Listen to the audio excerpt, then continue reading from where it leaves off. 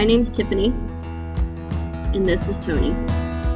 In April 2021, after many years of planning, saving, and work, we bought a 1983 Carver 3607 in Holland, Michigan, with plans to take it down the river system to Florida as our winter home.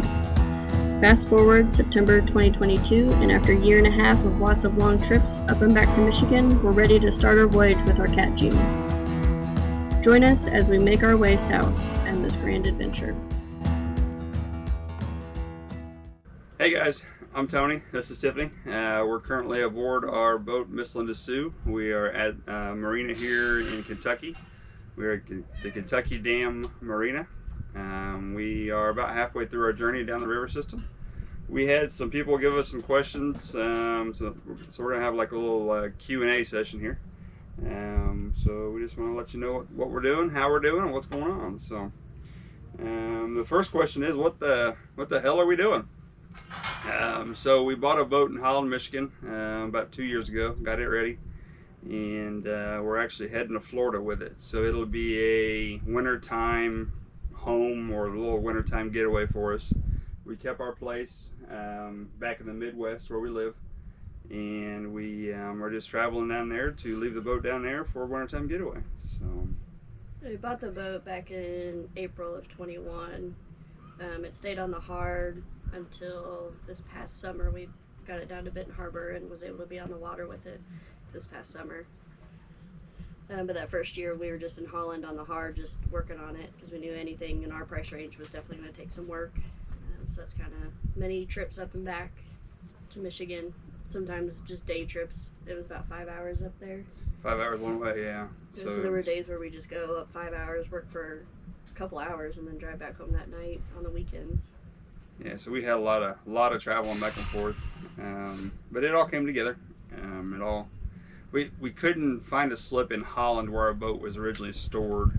They didn't have any slips available, so we had to go to Benton Harbor for the summer, which actually worked out really well. We had some really good dock neighbors and a lot of good people at the marina we really liked. So yeah, being at other marinas, we were finding that we were kind of spoiled at Benton Harbor with the setup. Having to work on the boat, it was, you could pull your car right up, and you weren't walking down like long docks, and so it was the perfect marina for us to be at this summer. For sure, and we kind of got used to the boat.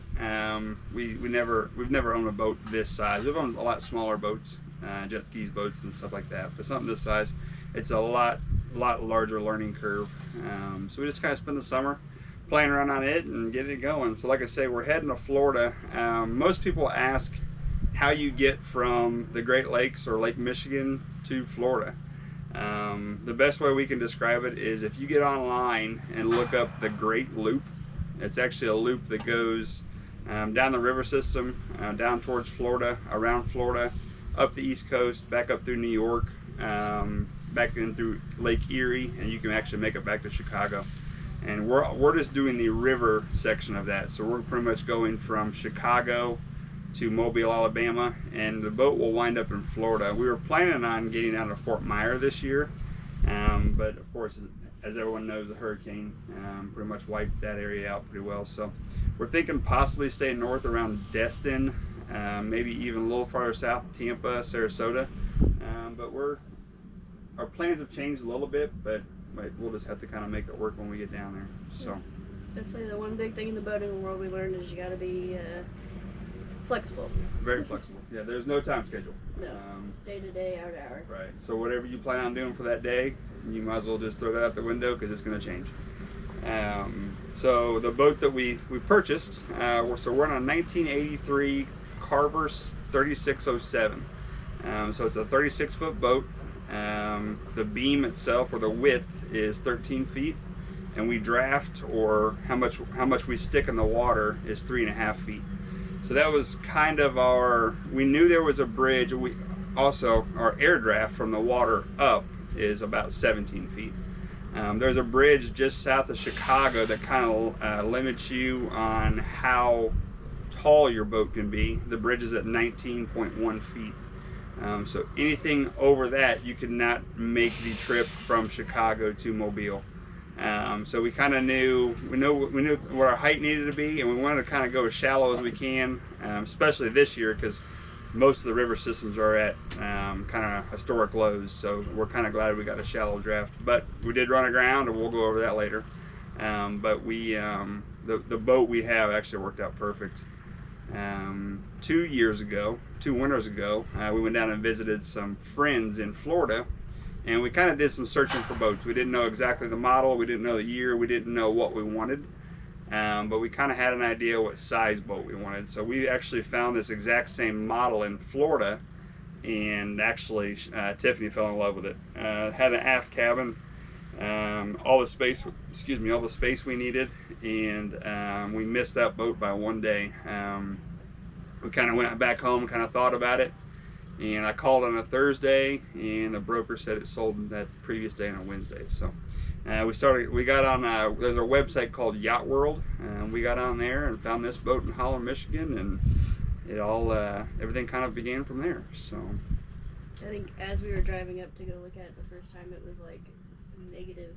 Oh, it was -7 the day we were actually driving to go look at this boat. Had just had an ice and snowstorm, and we were trying to figure out what the hell we were doing. Yeah, and we actually had a flat tire on the way up that day. At like 7 in the morning. 7 in the morning, yeah. So it was cold. I've never changed a tire so fast in my life.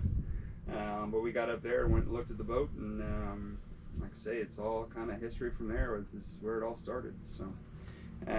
So the name of the boat, a bunch of people have asked us, the name of the boat is Miss Linda Sue. A lot of you know me, some of you don't.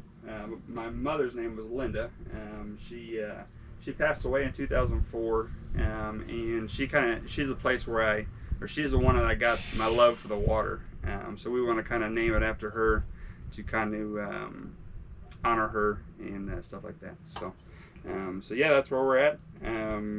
And then also with the Muskegon, Michigan. Yeah. That's where she was from. Yeah, she was from Muskegon, so that's where we have that as our port.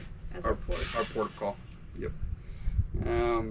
So we've got a lot of questions about food and supplies, how we're doing that. So I'll kind of let Tiffany kind of explain some of how we got it all set up and kind of going there. Yeah. So supply wise, that kind of happened over months.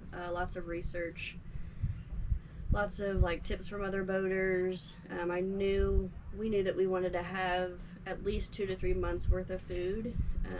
We of course are trying to keep it as cheap as possible as well. So we definitely eat out whenever we're at marinas, probably more than what we should have been so far. But we also have a lot of food. We stopped just before we left. We went to Aldi and spent like $350. Yeah, $350, and then we went to Walmart just to get the stuff that Aldi didn't have. Spent about $150, $200, and so far we have a ton of food still. Yeah. We're about halfway to Mobile right now, where we're at from Chicago, and I would say we have over half of our food and our supplies. Wouldn't you say? Yep. Yeah. And as far as like personal items, I'm definitely somebody that likes things, so that was hard for me to like grasp being on this small of a boat and like what I actually needed. So over the last couple of months before we left, I actually took notes and wrote down everything that I used or touched, to get a like realistic grasp of things that I actually need versus the things that I might want. So that was tough, but I got that tip online from a fellow boater, and that seemed to really help me like pare down what I actually need to bring. And then as I'm finding, we've been on the boat for almost a month. Pretty close. Yep. I actually could have brought much less. So, and I don't feel too cluttered on the boat. I tried really hard to not make the boat feel really cluttered and well, you did really good with like storage and how you stored things, and like little containers and bins. That was a big thing. She did like a small bins for certain things. So everything has a place. Right. So nothing. Right. And when we went through and actually provisioned and stocked the boat, we actually went through. So just even simple stuff. So where food was placed, we actually wrote notes in this tablet here and this little notepad, just of where we put things. So when we decided, hey, we're looking for the spaghetti, we know right where to go. So there's a story behind that. Yeah, there's a spaghetti conundrum, but but yeah. So because everything on these older boats, On the newer boats, I guess it's probably the same, but the storage goes back. It goes very deep. So trying to figure out a way that we didn't just lose sight of things and lose things. So that was our best. It's working out so far, I think, except for the spaghetti. Yeah, the spaghetti was another deal. I don't think we brought too much. Mm-mm. I think we brought just enough. Now, on my end, I probably brought too many tools. I'm a mechanic, and I always worry about things breaking down, this, that, and the other. So I brought a lot of tools and parts. But I'd rather have it than not have it. So yeah, I mean, as far as that kind of stuff goes, so that was the food. People ask what we do about water. So our boat holds roughly 100 gallons of fresh water. There's two 50-gallon tanks. So when we're at a marina, we always have access to a water spigot where we can fill those tanks. We've noticed that we've I would say we can go a week and a half. Yeah. With our water. But of course, that's really kind of conserving water. When you're doing dishes, you turn the sink off. When you're taking a shower, you get wet, you shut the water off, lather up, turn the shower back on, and just trying to conserve water the best you can. We did actually run out of water, but that was about a 2-week period coming into here. But I have a filter with a pump that I can pump water in, just to kind of put a little bit of water in our tanks, just to kind of get us through. That seemed to work out pretty well. And then I would say the next question is kind of cost and fuel and marinas. We didn't really talk about like our drinking water with our Furky. Okay. So our what we do for our drinking water, when the water is put into the freshwater tanks, of course you're going into plastic tanks. You don't know a whole lot about the condition of the tanks, the water. So what we do, we actually built a water filter back home. We bought 2 charcoal filters, and I took 2 stainless steel stock pots, and I put the filters in the top one, and then we fill that top stock pot with water. It gets filtered and goes in the bottom one, and we have a valve. We'll try to put a little picture in here of what that setup looks like. And then also people are asking about power and how we power the boat when we're not at a marina. If we ever say we're on the hook, we mean we're at an anchorage. If you ever see us or you ever hear us say we're on the hook, that just means we're anchored out for the evening. But people kind of wonder how we do power there. So I have a small 2,000 watt inverter / generator that I brought, and because this boat does not have a generator on it. When we purchased it, this model here, they offer us a place for a generator, but this boat did not have a generator. So I just brought a generator.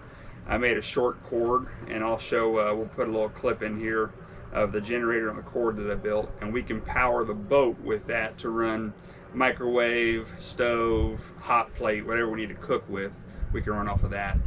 The rest of the boat, so all of our lights for like at night, we switched all those over to LED, and then our refrigerator and any other accessories, so to charge all of our devices and stuff like that, I put in a solar battery bank with 2 solar panels, and I will kind of go over that whole setup. That's a whole other setup I can kind of go over in a different video, but that runs our refrigerator all day, no problem, and it keeps charge for our lights at night, and also our anchor light. So whenever we're anchored out, we have to have a light on so people can see that you're out in the middle of the river. So jobs, I'll let you kind of start out with that one a little bit. Yeah. So when we started this adventure, we quit our jobs, and then with planned. Yes. Yeah. This was about a 5-year kind of plan. It wasn't just a quit your job, get on a boat. So. Right. So he's a mechanic. I'm a nurse by trade. So we knew that was kind of in the plan as well. I mean, he's been a mechanic forever, but I knew going into nursing school that it would be a great position and career to travel with. So you can find nursing jobs anywhere, which is nice, as well as mechanics, and he's pretty handy, so you can find a job doing anything. But we plan on getting jobs this year, by the beginning of the year, if not sooner. By the time we get down to Florida and get settled and figure out where we're going to be, we'll end up getting jobs, and then This year it'll probably just be odds and ends jobs, whatever we find or whatever we want to do. Doesn't necessarily have to be in our field, just to kind of get a little bit of income coming back in. And then when we go back home, I'll continue to work where I was working before, and then Tony will get a new job. And then this fall or this winter, then I'll start doing travel contracts with nursing wherever the boat is. Then we'll go pick up a contract there or move the boat to wherever there is a contract. So that was kind of in the plans as well. Long term, whenever we started this whole venture, was that we would eventually be doing that. But this year, with the not knowing where we're going to be, there's just so many variables that it's going to be hard to get a job like specifically in our field, which, you know, we're not too. And also we especially with Fort Myer getting hit so hard, that's going to make it a little tougher for boats to find slips this year. So we may be already hard. Right, it was very hard to begin with.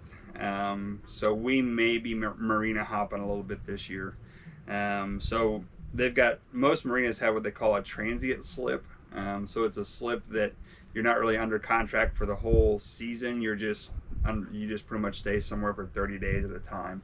So those 30 days will be able to be a slip, and I'm really kind of hoping to kind of stay in the same area with those marinas, because we will be in Florida during their, I don't know what you would call it, their season where snowbird season. The snowbird season, exactly. When there's a lot of travel type jobs to get into, so we'll find something. I most likely will not get a mechanic job this year because it's gonna be tough for us to kind of settle down this year. And then, like she was saying, the nursing thing maybe next year once we go down. This year is just gonna be kind of getting down there, getting the boat down there, getting it settled, and then finding a job just to kind of recoup some money. It's pretty expensive to do this, and we just kind of recoup our money a little bit for the trip. So, yep, knowing that we were going to be jobless for 2 to 3 months. Right, yeah, we knew it. This is a trip that we kind of planned over the last, actually, honestly, 4 years. So we didn't just go buy a boat and then the next month quit our jobs and take off. This has been a very big. We saved a lot of money to do this trip. Yep. A lot of preparation back home, paying off the house. Yeah. There was a lot that went into this. Getting out of debt was big. You know, we just pretty much got to where we're debt free, and that was the biggest part for us. And of course, we don't have kids either, so that definitely helps. The fact that we don't have kids, we love kids. Don't get us wrong. We absolutely love kids. We don't want our own kids. So that's a big determining factor on the fact that we can make this journey and kind of do what we want to do here. So what our day looks like, day-to-day basis. So I'll kind of give you my first when I wake up, what I do, and then let Tiffany take over for kind of her day. So I usually get up. We try to leave, depending on how many miles we want to do every day. We try to leave around 7 or 8 o'clock in the morning. If we're going to put in 50 or 60 miles, we leave around 7. If it's a 30 or 40 mile day, we just kind of wait around until 8 and don't get in a big rush. And what determines that is kind of either if we're heading to a marina that we know that's 50 or 60 miles away, or if we find an anchorage we really want to get to. So we sit down every night and plan our next day out on Navionics, which is a navigation system.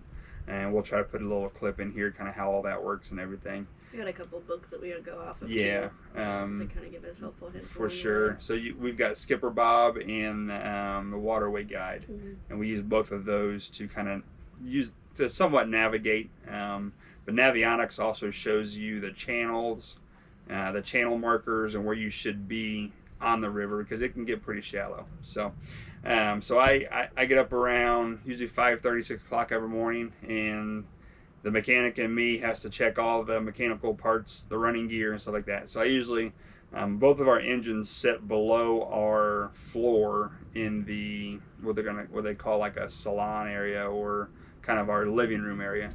So I'll open that floor up, check oil on both engines, check transmission fluid, just check for leaks, make sure we don't have anything.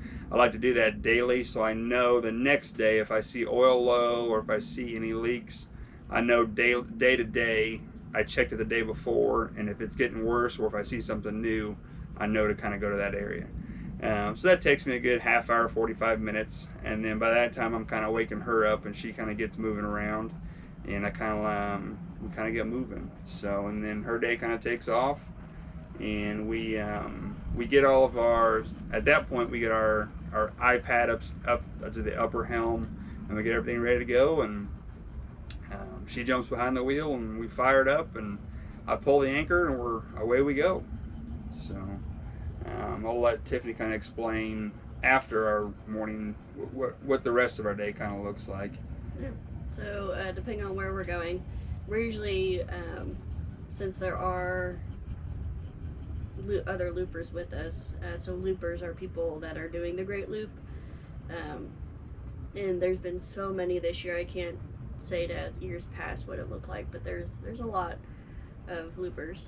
So you usually know you're always traveling with a pack, which is nice. We're usually with like 4 to 8 boats every day, and then everybody's on their own schedule. So like you'll kind of be with a group for a while, and then certain people will stay somewhere for a couple of days, or certain people will go on when you stay. So you kind of like get in with different groups. But we've loved that part of it, getting to know people and people from all over. So that's been really nice. All over the world, pretty much. Yeah, yep. So we kind of get with them once you're traveling with that pack. You kind of get together with them. There's a lot of communication as far as when are we leaving, kind of what their day looks like, where are they going, especially if there's a lock we need to go through, or if there's any kind of spot that it'd be better to be in a group. We kind of communicate that, and that kind of helps us know when we're going to leave for the day also, and kind of where we're going to go, because if we know the other 6 people are going to an anchorage where you can really only fit 4 boats, we know that we kind of need to look for something different, or down the river, or ahead of that as well. And then so once we get going and get the anchor pulled up if we're anchored or out of the marina, from then it's Tony's usually driving most of the time. And then I'm kind of his second pair of eyes, so I just kind of keep my eyes on the river. And there's been so many barges, tows and barges to pass, and so we kind of collectively as a team kind of tackle everything. Right. And with binoculars, I mean, it can sometimes it can get kind of hairy, because so a tow is the boat that actually pushes the barges. So when we say a tow, that's actually the boat that pushes the barges around. So the tows and the tow boats, they have to stay in the channel. They have no option, because some of these barges they're pushing are 9-10 feet in the water, and they cannot get out of the channel. So we're always on the radio with them, trying to communicate with them, saying, hey, where do you want us to go so you can stay in the channel? Which side of the boat would you like for us to pass on? And there's kind of some communication back and forth there, so we know where they want us to pass and kind of how fast they want us to pass, because they're doing a job. We're out having fun, having a good time. They're on the clock trying to make money and try to get their barges pushed to where they need to. So so there's a lot of Tiffany gets on the binoculars a lot and says, hey, this tow up here, we're probably not going to beat him to that next channel marker. Let's just slow up, let him get straightened out, and then we can pass him. So there's a lot of communication between the two of us, because I would say on average we pass 10 to 15 tows and barges a day, and some days we're passing, when we went through St. Louis, around St. Louis, and when we made the turn on the Ohio from the Mississippi, we'd pass, it was 20 or 30 tows a day, and it's everywhere. it's a very commercially area, a lot of commercial traffic. So you're always kind of on your toes, kind of trying to figure out where you need to be in the river so you don't have an issue. But yeah, and then once we kind of figure out where we're going for the day, we'll pull into either, like she said, an anchorage or a marina, and we'll just set the anchor for the evening. And then usually we'll wait about a half hour before we do anything else.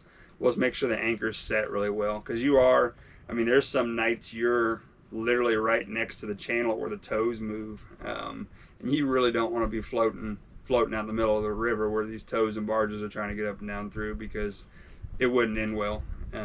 So we'll set the anchor, wait there for about a half hour, make sure on our navigation, and make sure visually by a line of sight that we're not moving, and by that time we're ready to start cooking dinner and relaxing for the evening. So another part of the day too is we do a lot of like logistic stuff during the day, as far as like where we'll be staying, phone calls. Yeah. And talking Tiffany to does all that. Yeah. marinas. Yes, that's one of my main jobs, I guess you could call it, is talking to the marinas, getting slips, getting all that figured out. Where is our slip? Like doing payments, finding out if they have gas or what their amenities are. And sometimes you have to call. It's been hard with there being so many loopers. We've run into, a marina that we had planned to stay at. They just don't have room for us, but sometimes you call back the next day. They'll have somebody that everybody's plans are always changing. So Yeah. just a lot of. And the locks Back too.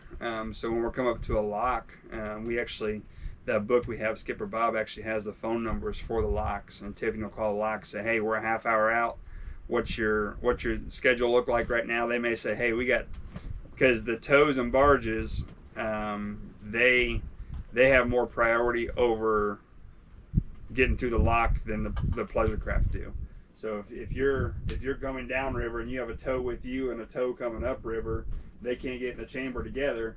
They have to lock both of those through. So you may be waiting for 2 or 3 hours to get through a lock. So it's kind of nice whenever she calls, they can say, if we're an hour away and then the lock says, hey, we're 2 hours out, we just kind of cut the throttles back, and we take our time getting there. There's no sense in rushing up there and then having to anchor out. We just kind of take our time and get up to the lock. So. That's what's nice with traveling in packs of people is you kind of all go through the lock together. Sometimes we've had it to where, you and 7 other boats are waiting for hours at the lock, but most of the time it works out pretty good because they all. Plus, we try to be respectful of the lock people too. We know there's a lot of us, and they're absolutely tired of us. Yeah. So we try to go in as a group, so we're not like just kind of filtering one in one after the other. Yeah. Yeah, because they don't want to lock one through at a time, which we completely understand. That's locking through is a huge process. You've got a chamber that's, the longest one we went through is about 1,000 feet long, and this thing's, probably 300 or 400 feet wide, and it's a process. They get you in there, they close the gates, they lower you or raise you, and then they get you out. It's about a half-hour process just to get pleasure crafts through. So they want to try to get you through in packs to where they're not having to do one at a time. So we really try to kind of stay in packs, and then that helps the lockmaster, and they're a little happier about that. But Yep. But then once we get all that done, like you said, we usually get dinner going pretty early, and we found with this trip that we're kind of up with the sun and down with the sun. It's kind of our which I think our bodies like that a lot. Yeah. Much better than the night shift schedule I was working. So we're usually early dinner around 4 or 5, earlier for us at least than what we were used to, and then usually kind of heading towards bed at 8:30, 9:30. Yeah, heading that way at least. Yep. Because we're getting up so early the next morning to get going again. So. Right. So we're just kind of cooking dinner, cleaning up things. We usually try to kind of tidy up and get the boat back to square that night, or at least in the morning. Just kind of, it's better, a lot easier to stay on top of things than to have to. Yeah. Plus, then you kind of know if anything's amiss or out of place, or if something looks different to be concerned about. You always know kind of what the boat's looking like. So guys, we just wanted to kind of give you an explanation of what we're doing and how we're doing it. We'll go a lot more in depth on cost, a lot more in depth on the boat. We're going to try to do a boat tour eventually. So we'll go a lot more in depth on the actual mechanics and that part of it here sometime in the future.